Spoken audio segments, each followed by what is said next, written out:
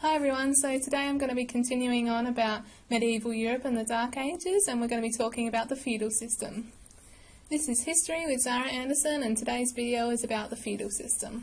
So first, some context. During the Middle Ages, people lived their lives according to a very rigid social structure and very rigid conventions. Basically, they followed the rules at all times and knew their position in society. So what they believed is that God created three types of people. There were those who fought battles, there were those who prayed, and there were those who worked. So feudalism in England began when William the Conqueror defeated King Harold in the Battle of Hastings in 1066. So William the Conqueror was from Normandy in France, and he defeated the current king of, or the then king of England, King Harold, to take control of England from King Harold. So it was basically impossible for William to come in and rule the entire country, especially in those times. Ruling such a large space was virtually impossible. So what he decided to do was to divide up the land into very large plots of land, similar to like English counties these days, and he gave those large plots to nobles who had served him well in battle.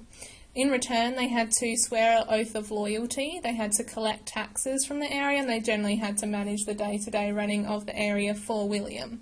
But even those plots were too large for the lords to manage, so what they had to do is they had to give out smaller pieces of their little counties that they had received to barons and knights who had served them well in battle. And so this idea of dividing plots up and giving it to people to manage was born, and this is how feudalism began. So the feudal system arranged people into a pyramid-like structure, and that was based on their social class. So you can see it's arranged into a pyramid, or represented by a pyramid, because it represents the volume of people in that section. So the largest section at the bottom is peasants, where majority of people existed, and then we go up to knights, lords and ladies, and the kings and queens. So at the top of the pyramid is actually the Pope of the Catholic Church. That's followed by the kings and queens, who are the rulers of the particular country or area, and then because that is too big for them to manage on their own, they defer some of that to the lords and ladies to manage a particular area. The knights can serve the lords and ladies, and they also might have their own smaller bit of land to organise, and then the peasants serve all of those people above. It's really important to note that it's really difficult to move between your rank on the feudal pyramid, and that there was not really much opportunity for upward motion in this society. People were born at their rank and they basically stayed there for the rest of their lives, with a few exceptions, but mostly you stayed in your rank for your whole life. So the whole system of feudalism rested on this idea of protection and service. Those who were at the bottom would serve the ranks above, and in turn the ranks above would provide protection for those below. So for serfs, they would serve everyone above them, but the upper ranks would protect them from invaders. For knights, they were served by the serfs, but they would serve their lords in battle. And for lords, they would be served by everyone underneath them, the knights and the peasants and serf, but ultimately their loyalty and responsibility was owed to the king.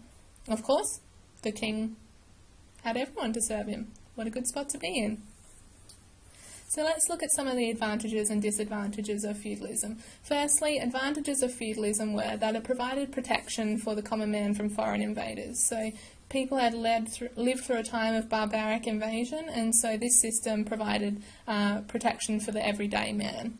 It also allowed a large area of land to have some form of government and control. It was physically impossible for one person to rule a large area or a whole country, so this system allowed them to have some sort of control and government over a large area. This is really beneficial to people because otherwise there'd be chaos. This leads on to the point that the rigid social structure brought stability to the community. Everybody knew their role, everybody knew what they had to do, so this brought a sort of stability to the community. And if you're a lord or a vassal or a king, you enjoyed the material benefits of the serf's work, which is an advantage if you're a lord or a vassal. Now let's look at the disadvantages. So obviously the disadvantages were for those who lived at the bottom of the social pyramid, in that they had to sacrifice nearly everything they made. They had to provide food for the community and give up most of the things that they grew, and they also had to pay heavy taxes on top of those. So really this doomed the majority of the population who existed in the serf category to a life of poverty. for the whole time that they existed. Their work really never amounted to nothing. You could work as hard as you want, but your lot in life was never going to change.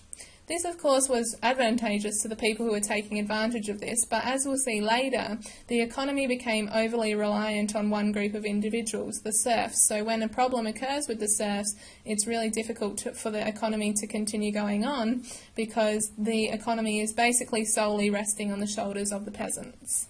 So I hope you enjoyed that quick little rundown of the feudal system in medieval Europe. Next time I'm going to be talking about the medieval Catholic Church. See you next time. Bye.